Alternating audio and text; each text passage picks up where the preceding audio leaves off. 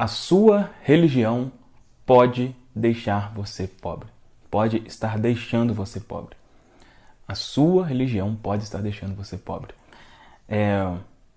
Eu sei que falar sobre isso é um tabu, é uma coisa desconfortável. Pode ter certeza que para mim também é. Existe essa cultura, né?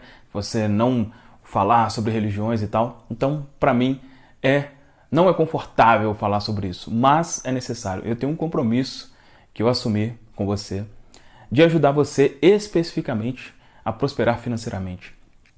E é impossível a gente falar sobre prosperidade financeira e não falar sobre crenças religiosas. Não tem como, tá? Então eu sei que algumas pessoas vão ficar chateadas com isso e tal, mas, enfim, paciência, faz parte. Nesse vídeo eu vou falar para você três formas que a sua religião, dependendo, né? Obviamente, depende da religião que você segue. Isso que eu estou falando aqui não é para todas. Aí você vai ter que perceber se isso aqui que eu estou falando faz sentido para o que você segue. Então vou mencionar aqui três formas. E eu vou separar em 2 vídeos, porque num segundo vídeo, aí também acredito que vai ser bem polêmico. Eu vou falar como usar a Bíblia para enriquecer. Como usar a Bíblia. Falar isso assim, eu sei que para muitos é desconfortável, mas, enfim, você assiste se você quiser, se fizer sentido para você. Então vamos lá. 3 formas que algumas religiões deixam as pessoas, né, os seus seguidores, pobres. A primeira delas é uma que eu acredito que hoje em dia as pessoas estão mais espertas para isso, mas mesmo assim, milhões e milhões de pessoas ainda caem em coisas desse tipo. Que é quando o líder, né, religioso ele usa de versículos bíblicos, usa de argumentos e tal, para a pessoa dar tudo que ela tem para uma determinada igreja. Quando, muitas vezes, na maioria das vezes, o próprio líder não faz isso, né? Enquanto todo mundo está dando ali o que tem e o que não tem, ele vai crescendo cada vez mais e tal, e vai criando templos extraordinários e a própria casa extraordinária e tal.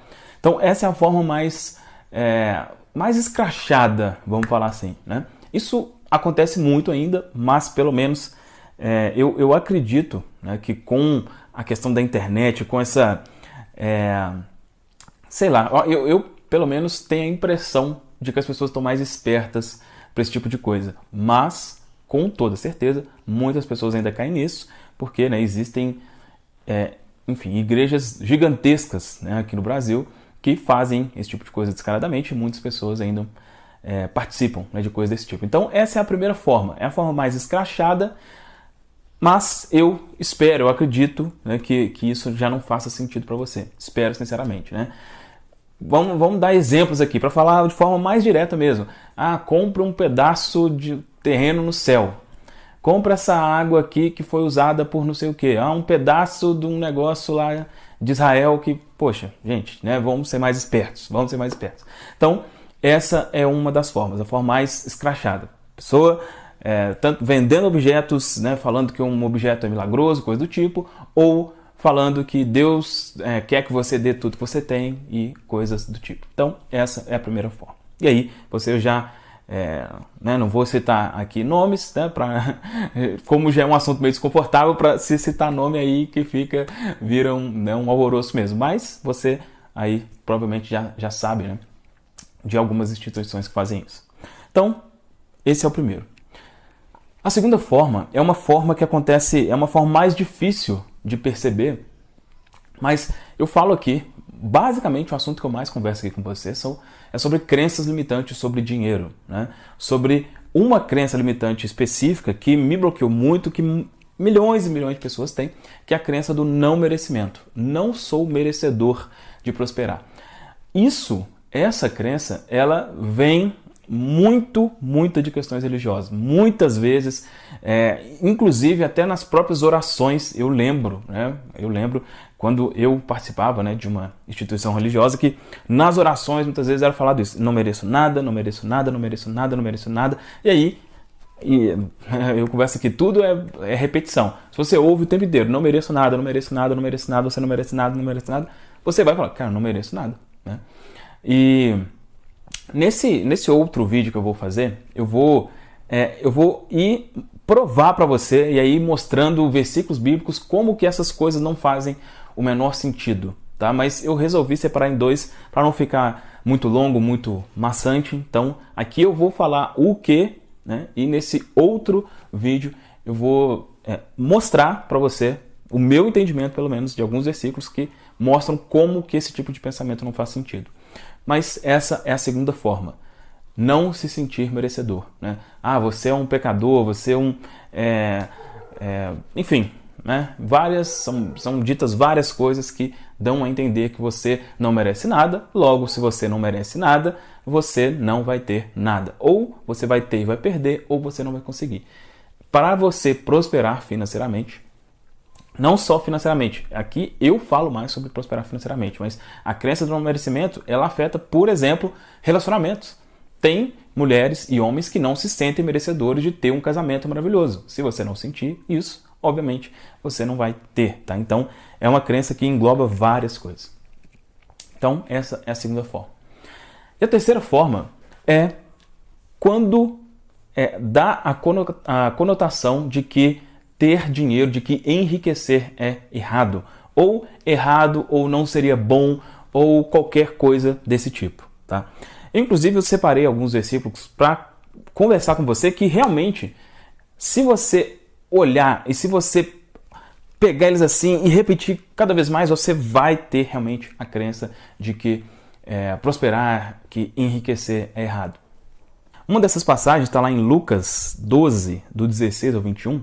Essa passagem é uma passagem que ela fala sobre um homem que construiu, né, que tinha lá celeiros e tal, e que estava produzindo muito e que ele não... O celeiro já não estava comportando mais, né? E aí ele falou, eu vou construir celeiros maiores para poder caber mais e tal, tal.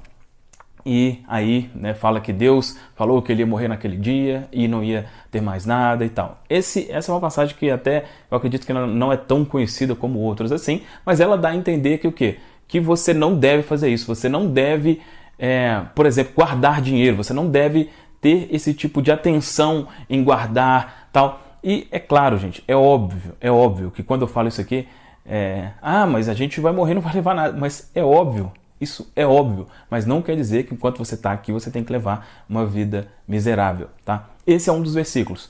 Outra passagem que pode dar a entender isso também, está lá em 1 Timóteo 6, 9 e 10, que fala que o amor ao dinheiro é a raiz de toda sorte de coisa ruim, né? Fala que os que estão resolvidos a ficar ricos caem em tentação, em laço, e que o amor ao dinheiro é a raiz de toda sorte de coisa ruim. Esse é um dos versículos que eu mais gosto. Assim, olha, você vai perceber quando eu mostrar para você outros versículos nesse próximo vídeo que eu vou fazer. Você vai perceber como que você precisa entender o que está escrito. E muitas vezes é o seguinte: olha só, eu sei que às vezes é um pouco difícil de aceitar isso, mas a forma como você vê alguns versículos, ela é completamente, entre aspas, contaminada pela forma como você aprendeu, dificilmente, né? São poucas as pessoas que leem a Bíblia, que fazem isso assim por conta própria. A maioria vem de um contexto religioso, né? Aprende isso num contexto religioso. Se você tivesse numa religião, exemplo, só para citar dois exemplos, se você tiver numa religião católica ou numa religião evangélica, vai ser diferente, ou a forma como vai ser falado ali vai ser diferente, tá? Então, esse versículo, por exemplo, né? O que é amor ao dinheiro? O que é? É preciso você ser, sabe, você colocar a sua cabeça para funcionar e falar assim, o que quer dizer isso de amor ao dinheiro? O que significa isso? Eu vou te falar para mim, tá? Para mim. Primeiro, o que não é? Olha só, eu amo dinheiro. Eu falo isso. Eu incentivo pessoas a falarem isso, né? E eu sei que muitos podem falar, nossa, mas isso é um absurdo porque ele está falando aí que você não pode amar o dinheiro. O que é amar o dinheiro? Eu posso te falar, olha, o que o dinheiro me proporciona? Ele proporciona eu ter uma qualidade de vida incrível, né, com a minha família, com meu filho. Ele proporciona eu ter tempo para passar com a minha esposa, só eu e ela, né, e isso faz a gente ter um casamento maravilhoso. O dinheiro faz com que eu tenha condições de pagar uma pessoa para ficar com meu filho, né, para cuidar muito bem dele enquanto a gente está trabalhando, e entre outras coisas. Ele traz N benefícios para mim. Quando eu não tinha dinheiro, o meu casamento era muito complicado, era uma droga, sabe? Muitos dos problemas de relacionamento vêm por questões financeiras. Então, peraí, uma pessoa, por exemplo, eu amo dinheiro e eu tenho um relacionamento muito bom, as condições que eu posso dar para o meu filho são muito boas e tal, e tem outra pessoa que fala, não, eu não falo eu amo dinheiro, só que aí por falta de dinheiro o casamento vive uma droga, não pode dar uma condição boa para os filhos, e tem problema de saúde, tem que recorrer às questões mais precárias que existem. Isso não faz o menor sentido. Isso não faz o menor sentido. Eu vou te falar assim, ó, o meu entendimento, né, com relação a isso, sobre essa questão do amar o dinheiro, é quando, sabe, a pessoa faz de tudo. Sabe, a pessoa faz de tudo para ganhar dinheiro. Se eu precisar de enganar alguém, se eu precisar de roubar, se eu precisar de matar, não importa, eu quero ganhar dinheiro. Isso, para mim, é amar o dinheiro. Isso é amar o dinheiro. E não tem nada a ver com a quantidade de dinheiro que você tem, né? Muitas pessoas têm pouco e falam que não amam o dinheiro, mas ela precisa trabalhar 12, 14 horas por dia. Logo, ela não tem tempo para fazer outras coisas que muitas pessoas que têm dinheiro e trabalham menos têm tempo para fazer, como a questão da sua relação com Deus, por exemplo. Então, veja, quando você vê versículos como esse, analise. Não seja cabeça fechada com relação a isso. Queira entender o que está querendo dizer ali. E faça isso, o meu incentivo faça isso por conta própria. Faça isso sem precisar ir perguntar para um pastor, para um padre, para algum líder.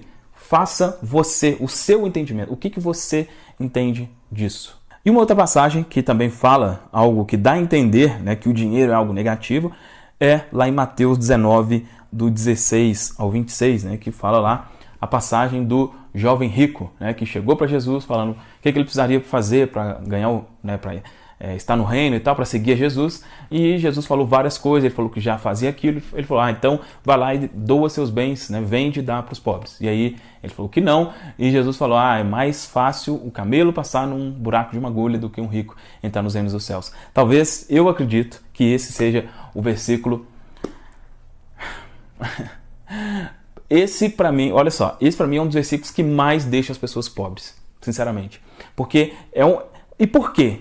Porque ele é o mais repetido. Ele é o mais repetido. Esse é o versículo base, né, de muitas crenças limitantes. Repete isso. Isso vai criar na sua mente uma coisa assim, nossa, eu não posso ser rico, eu não posso ter dinheiro, senão eu não vou para o reino dos céus ou alguma coisa assim desse tipo. Repetição. E olha só, nesse outro vídeo que eu vou fazer, mostrando claramente como que existem vários versículos na Bíblia que falam a favor da prosperidade financeira, só que eu tenho certeza absoluta que muitos deles você nunca ouviu. Ou você ouviu pouco. Por quê? Porque não é interessante ficar falando sobre isso. Tá? Não é interessante. Gente, você ser limitado financeiramente é muito importante, é muito interessante para muitas pessoas. Você consegue dominar muito mais facilmente pessoas que têm limitações financeiras. Então, a sociedade como um todo, e muitas religiões, a religião faz parte da sociedade, para muitos é interessante você continuar sendo pobre. Em resumo, é isso. Tá? Então, é interessante. Então, eu vou nesse outro vídeo mostrar para você alguns versículos, você vai falar, poxa, mas eu nunca vi isso. Por quê? Porque será que um versículo é mais importante que o outro? Não, porque não é tão interessante assim te dar poder nesse sentido. Tá? Basicamente isso. Então, vamos lá. Eu sei que muitos agora podem estar me xingando e tá louco aí agora, mas faz parte. Quem decide fazer algo como eu decidi fazer, tem que estar disposto a isso. E eu estou completamente disposto, né?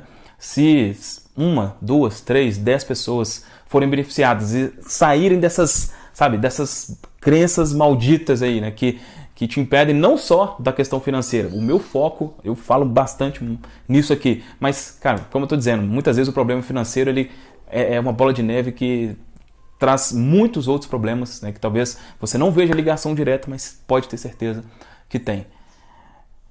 Se 1000 pessoas aqui não gostarem e ficarem chateadas, mas se 10 forem libertadas dessas crenças, para mim vai estar ok. Deixa um comentário aqui abaixo falando o que você achou dessa nossa primeira conversa aqui sobre isso. E no próximo vídeo, esse vídeo está sendo postado aqui numa segunda-feira, na quarta-feira eu vou fazer esse vídeo mostrando como vários e vários versículos bíblicos que comprovam que é bom você ser próspero financeiramente, e vai ter um versículo especificamente que vai mostrar como que Deus deu riqueza para uma pessoa. E aí, se você continuar pensando que riqueza é coisa do diabo, aí sinto muito, mas aí a sua limitação é inacreditável, tá? Se depois que eu vou mostrar para você continuar pensando assim, aí sinto muito, o problema vai ser seu mesmo, porque eu vou mostrar para você na própria Bíblia como que isso não faz o menor sentido. Mas por enquanto é isso. Deixa um comentário aqui se fez sentido, dá um like também e compartilha esse vídeo, né, com outras pessoas que você acredita que pode ser beneficiadas por esse conteúdo. Tá certo? É isso. Forte abraço. Até o próximo vídeo.